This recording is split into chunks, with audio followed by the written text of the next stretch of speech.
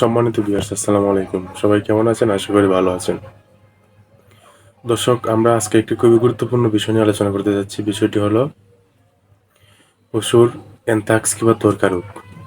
দর্শক, আমরা জানি গরুর ত্বরকা রোগ একটি বাইরের ব্যাকটেরিয়াজনিত রোগ। গরু, মহিষ, ছাগল, ভেড়া এই রোগে আক্রান্ত হয়ে থাকে। যে কোনো বয়সের প্রাণী এই রোগে আক্রান্ত হয়।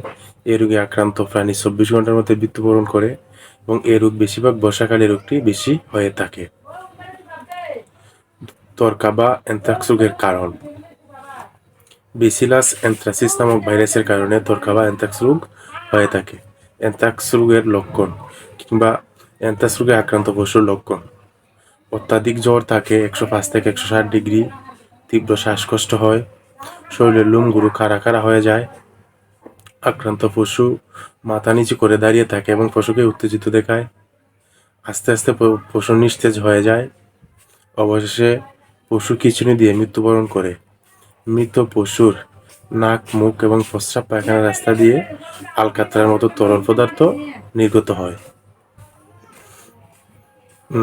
অ্যানথ্রাক্স বা ত্বরকা রোগের প্রতিরোধ: অ্যানথ্রাক্স বা ত্বরকা রোগকে প্রতিরোধ করতে হলে প্রত্যেকটি পশুকে টিকা বা ভ্যাকসিন দিতে হবে।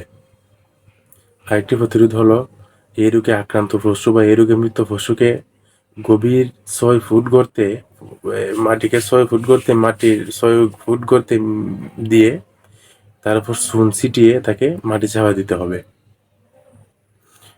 অ্যানথ্রাক্স রোগ হলে তাৎক্ষণিক যে চিকিৎসাটা দেওয়া যায় সেটা হলো কম্বিফেন 100 কেজির জন্য 10 ml, এস্টাবেট, অ্যান্টিহিস্টামিন এবং ব্যথানাশক হিসাবে মেলবেট কিংবা কিটোয়েবেট দেওয়া উত্তম। ধন্যবাদ সবাইকে।